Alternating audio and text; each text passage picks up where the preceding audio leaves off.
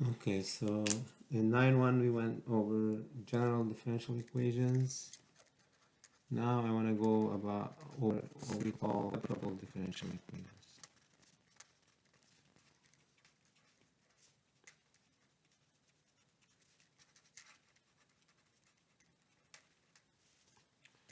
So let's define what we mean by separable and then how we're going to solve them. So a separable differential equation,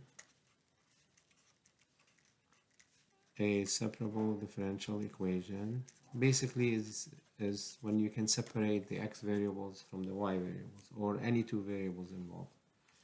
Is a first order,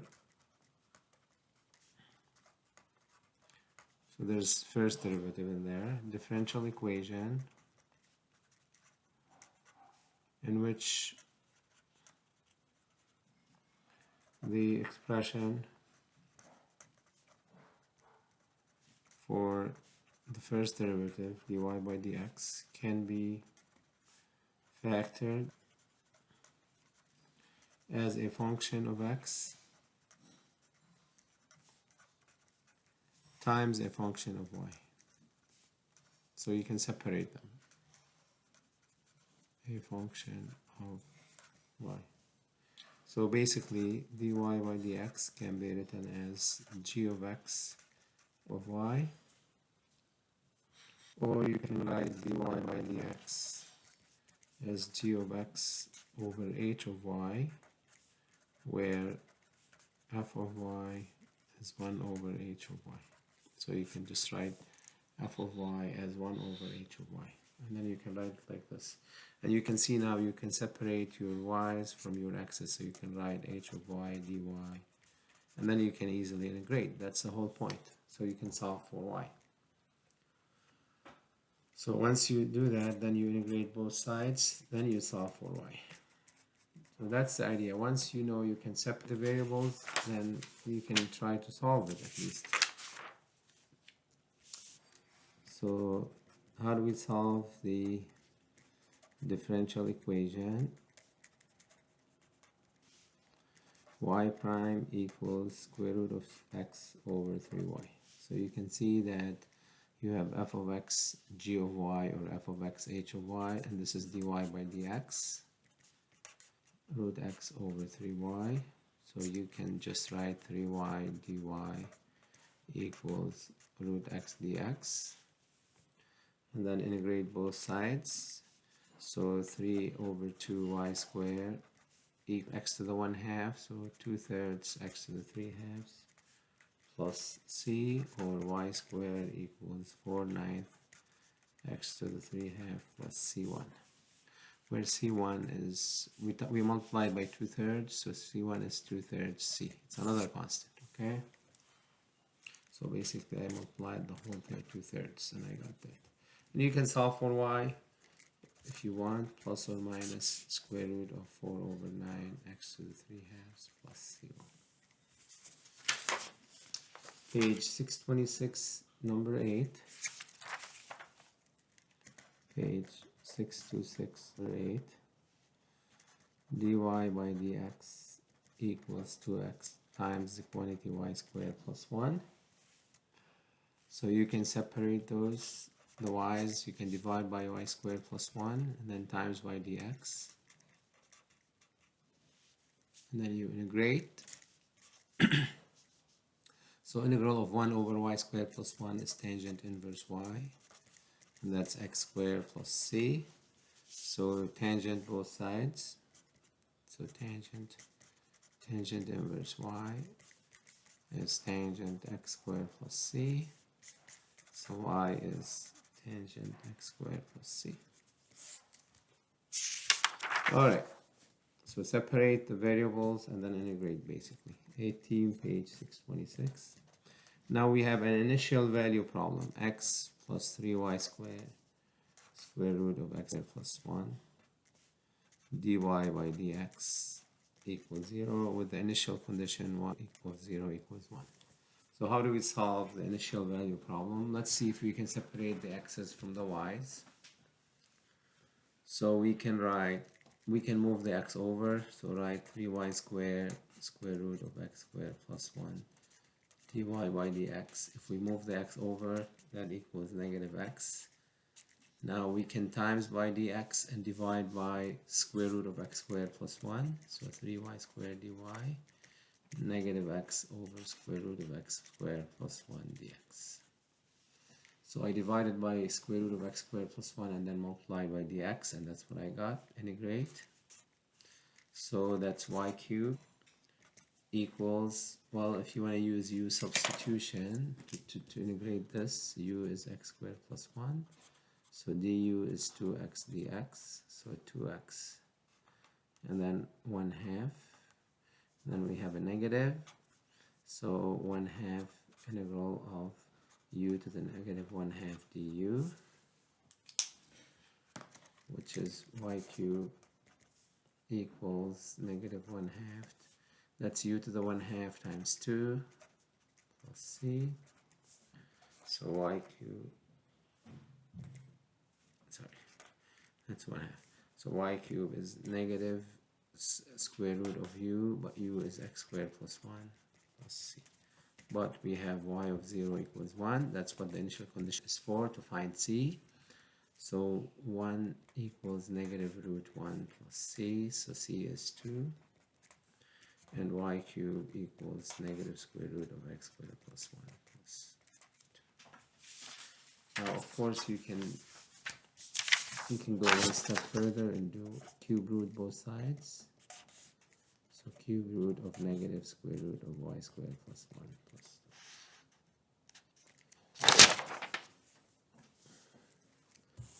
2. Number 26 from page 627. It says solve the given differential equation and graph several members of the family of solutions. How does the solution curve change as the constant c varies? So we have e to the negative y prime plus cosine x equals 0. So the y prime is dy over dx. We want to try to separate them, so move that guy over. Multiply by dx, e to the negative y dy is negative cosine x dx. So if you integrate, you get negative e to the negative y. The integral of cosine is sine plus c. So e to the negative y equals, if we times by a negative, sine x plus c1. Because you get negative c, so c1 is negative c. I want to write plus instead of minus. So ln both sides, because we want to solve for y, so negative y is ln of sine x plus c1. So y is negative ln of sine x plus c1. But they want you to experience with the grapher to see that this is a periodic function with period 2 pi, because it's a sine curve, okay, ln of sine.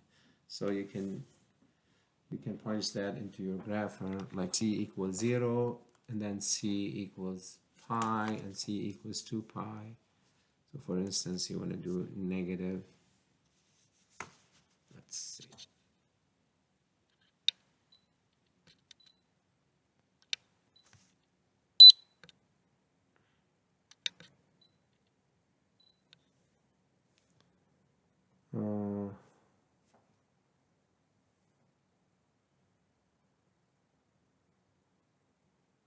So let's go back to function and key in y equals negative ln of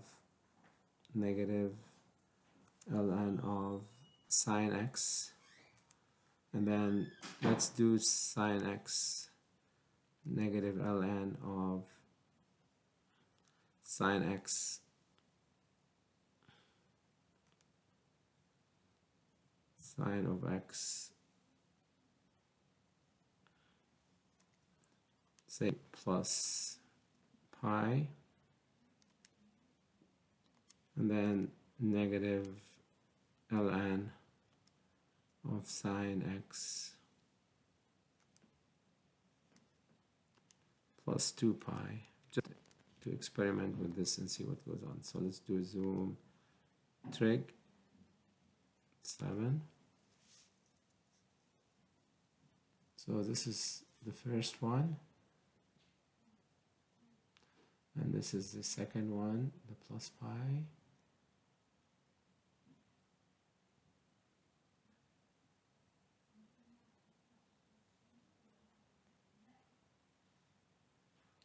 And then the plus 2 pi. Okay. So I don't know what you get of this. You're gonna have to switch values around and see if you can find any connection. Because it's a sine curve, I assumed it's gonna be periodic with period 2 pi. Okay, but check it out. All right, so let's go back to regular zoom.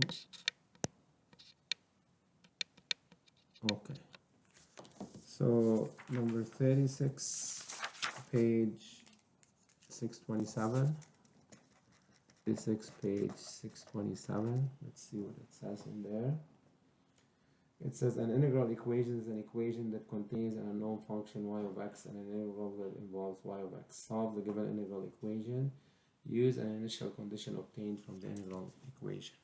So you have an integral equation. You have y equals 2 plus integral from 1x dt over ty of t, where x is greater than 0. Actually, it should be positive. Okay. Now they want us to use an initial condition from there. The only initial condition I get, if I put a 1 for x, that integral would be 0. So y of 1 is actually integral from 1, which is 0. From a to a is 0. So it's 2 plus 0, which is 2. That's the initial condition that I could get. They're asking me to get 1. That's what it is. Okay, so it says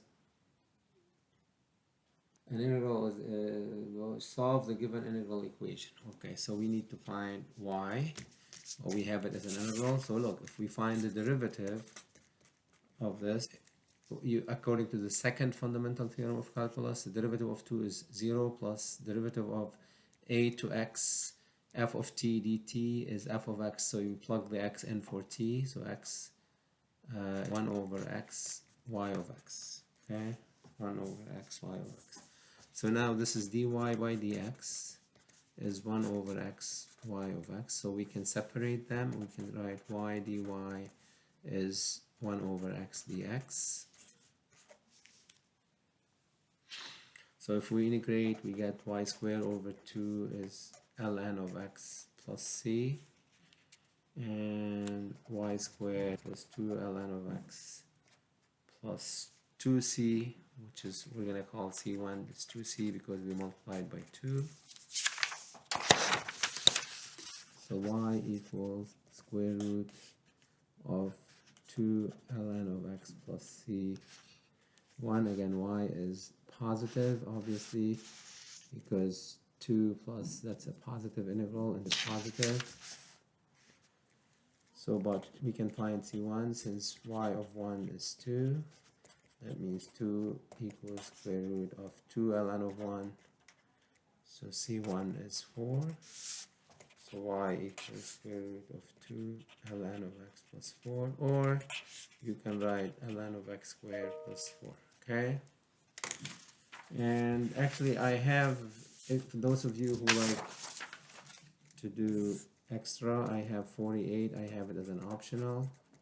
I won't ask a question like this on the test, not because it's hard, it's just it's an application question, but it's it takes time. Okay, so that's all we have to do from this section.